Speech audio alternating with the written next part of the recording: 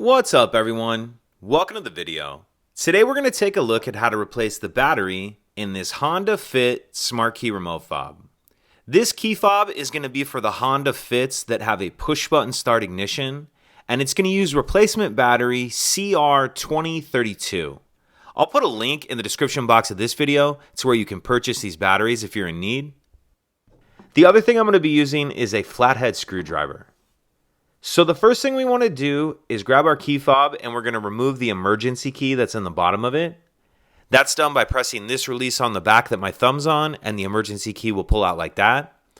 Now, some people use the emergency key to open the key fob, but I prefer a flathead screwdriver. So if we grab our screwdriver and we take a look at the bottom of the key fob, we see there's these two plastic tabs right here and here. What I'm going to do is slide my screwdriver between those two tabs and then pry apart. And as I do that, it starts to split the case apart. And while you do this, you want to keep the buttons facing down just to help keep them in place.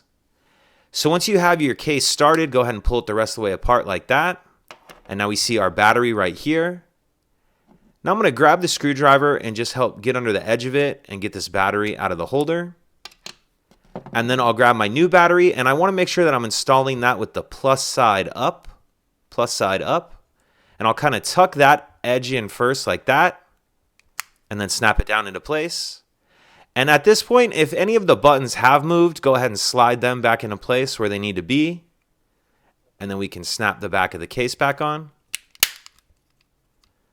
Slide the emergency key back in, and that's it. If you could take a second to like and subscribe, it helps us out, and I'd appreciate it. Thank you.